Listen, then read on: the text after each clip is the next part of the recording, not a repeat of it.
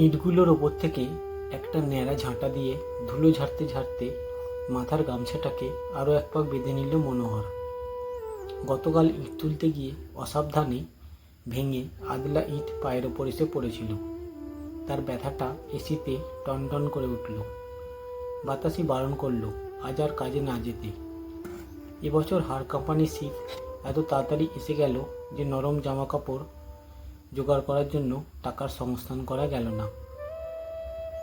বউটাকে একটা লাল চাদর দেবে ভেবেছিল, কিন্তু এখনো তার টাকা জোগাড় করতে পারেনি। আজ সকালে ছেঁড়া গামছাটা জড়িয়ে আছে, দেখে এসেছে। কাল যদি বেতন পায় তবে হয়তো বাঁকুড়া বাজার থেকে কিনবে ভেবেছে। জোগাড়ের কাজ সে আজ বহু বছর করছে। এতদিনে অনেকে তার সঙ্গে এই কাজ শুরু করেছিল। তারা রাজমিস্ত্রি হয়ে গেল, অথচ তার রাজমিস্ত্রি হওয়ার কোনো তাগিদ নেই।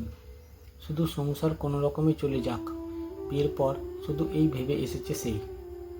ইটগুলোর আশেপাশে উঠতে থাকা লালচে ধুলো কুয়াশার ভেতর যেন হামাগুড়ি দিচ্ছে।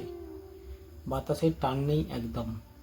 ওপর থেকে রাজমিস্ত্রি হাঁক দেয়, ওরে মনা, ইটগুলো তুলতে দুপুর করে দিবি নাকি রে? তাড়াতাড়ি কর। এই তো তুলছি, ধুলোটা ঝেড়ে দিলাম, যদি চোখে মুখে লাগে তাই। উপর দিকে তাকিয়ে সে উত্তর দেয়। ওপরতলায় কাজ শুরু হয়েছে আজ 3 দিন। প্যারাপিট বাঁধাই চলছে। সিঁড়ি দিয়ে ইট নিয়ে ওঠার সময় চোখে ঢোকার সম্ভাবনা থাকে, তাই ইটে জল ছিটিয়ে নিলে ভালো, কিন্তু এতে ভারীও হয়।